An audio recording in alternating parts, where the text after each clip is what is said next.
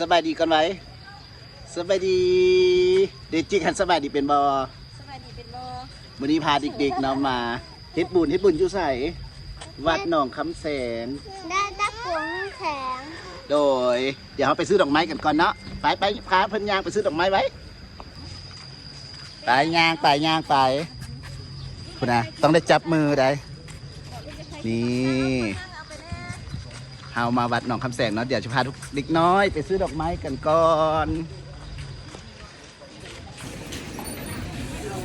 เบิ่งอีหยังบัดนี้สิปอยสมบ่ซื้อดอกไม้ไหว้ก็ไว้นี่นะ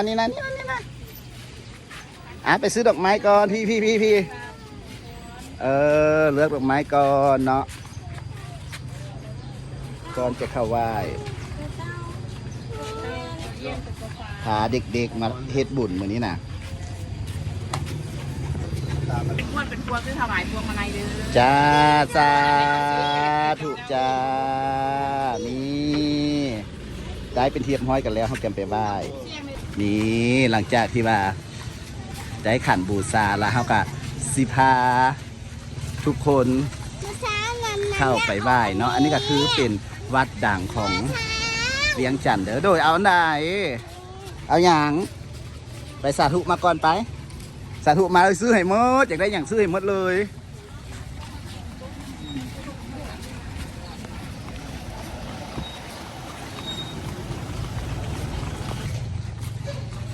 บรรยากาศอยู่โซนทางด้านในคนกะค่อนข้างจะขับขาหนาแน่นเพราะว่ามื้อนี้เป็นมื้อวันศีลใหญ่แน่ทุกคนนี่ฝนตกฝนหลายแหงกี้มาไหว้พระใหญ่นะกี้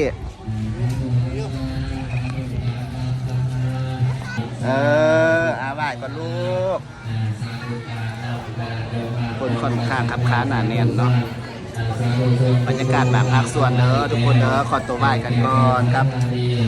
ลูกสาวอาปอนเด็กๆสาธุ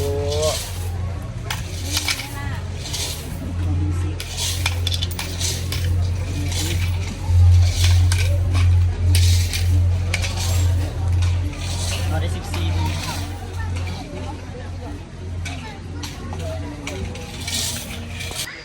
ไปใส่ไปเกลือป่าป่ะโดยไปเกลือป่า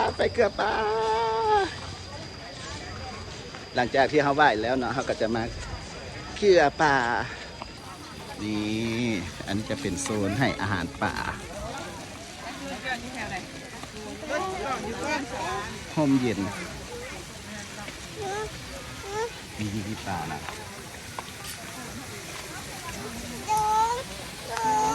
โอเคทุกคนตัวน้อยให้อาหารป่านี่น้ำเต็มเมจิกเลยปลาหลายบ่ลูกปลาไหลปลาหลายแท้เนาะคุณน่ะเมื่อกี้นี่ป่าตกใจลูกมาอีกแล้วให้ทุกคนเดี๋ยวเราให้เด็กน้อยเกลือป่ากันก่อนเดี๋ยวจะไปถ่ายบรรยากาศบางภาคส่วนให้กับทุกคนได้เบิ่งกันเนาะมื้อนี้กะที่ว่าเอาบุญมาฝากเด้อสำหรับใครที่ว่าเห็นคลิปนี้ทาง YouTube แล้วก็อย่าลืมกดไลค์กดแชร์ให้กำลังใจคมสันนี่เด้อหลังที่จากเฮาไหว้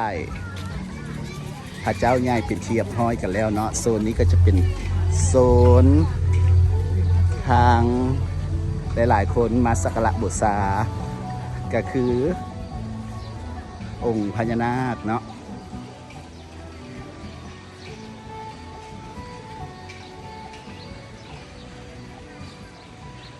บรรยากาศอยู่โซนทางด้านในห่มเย็นเด้อทุกคนมีกกไม้หลา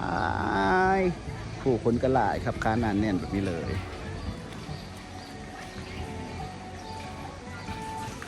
เนาะสำหรับใครที่ว่าอยากมาเด้อพ่อแม่พี่น้องฟังไทยเนาะอันนี้ก็คือวัดป่าโพทองหนองคำแสนเดี๋ยวสิท้ายบรรยากาศบางภาคส่วนให้ทุกคนได้เบิ่งกัน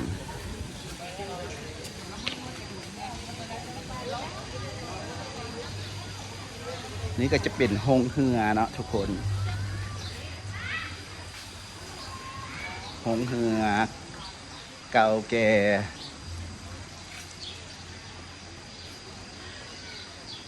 งามอิหลีทุกคนเนาะสำหรับใครที่ว่าอยากมาก็สามารถมาสัมผัสได้เด้อด้วยตัวของทานเองเนาะสำหรับใครที่ว่ามาแล้ว นี่ก็คืออีกหนึ่งจุดที่เพิ่งกำลังก่อสร้างอยู่ แต่ว่ากะมาถ่ายให้เบิ่งก่อนเนาะหนึ่งจุดที่ยังบ่แล้วเถื่อสำหรับไผมาแล้วก็มีบอลเซ็กอินบอกความประทับใจหลายๆจุดเนาะอันนี้ก็คือฮอตแล้ววัดป่าโพธิ์ทองหนองคำแสนเนาะทุกคนเนาะเข้ามาก็คือตอนเที่ยงเลยทุกคนพา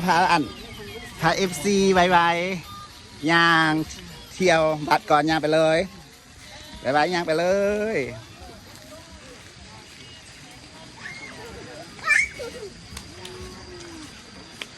และนี่ก็อีกหนึ่งโซนนะทุกคนเนาะที่พาทุกคนมาสัมผัสกะมีโซนให้พักผ่อนตากอากาศหลากหลายเนาะอันนี้ก็จะเป็นนี่เป็นโซนสวนสมสวนแบบนี้ก็สามารถมานั่งพักผ่อนเย็นสบายอุลาได้เนาะนี่เห็นมุมกว้างคุณไปหาพ่อกี้ก่อน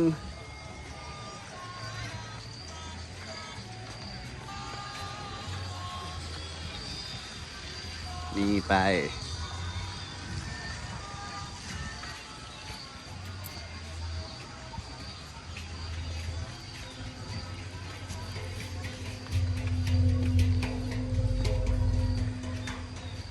นี่ก็คือต้นกำเนิดนะทุกคนเดี๋ยวพามาบอลต้นกำเนิดกันก่อนของวัดหนองคำแสนเนาะเมื่อก่อนจะบ่ได้มีหยังมีแต่องค์นี้เนาะมีตะปูกับหญ้าองค์นี้เป็นองค์ที่ว่าต้นกำเนิดของวัดหนองคำแสน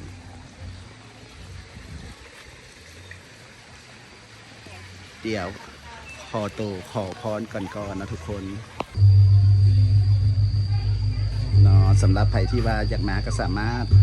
ตามหอยคมสันได้เด้อกับบ่ได้ถ่ายเบิ่งเมื่อถูกจุดเนาะมีหลายจุดแหงทุกคนสำหรับใครที่ว่าอยากมาขอพ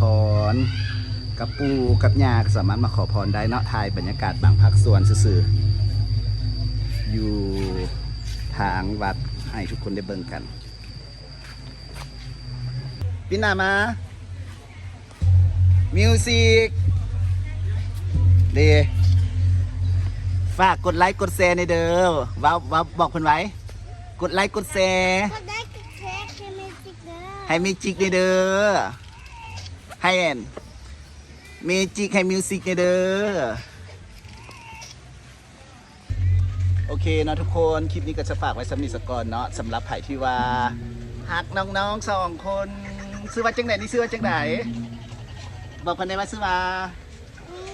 เมจิกอันนี้ซื้อว่ามิวสิกเนาะวันนี้พวกเขากับเด็กๆจะได้ขอตัวจากลากันไปก่อนพบกันใหม่เนาะคลิปหน้าสำหรับคลิปนี้ขอกล่าวคำว่าสบายดีไว้สบายดีให้จังไหนเบิ่งก่อนสบายดีบ๊ายบาย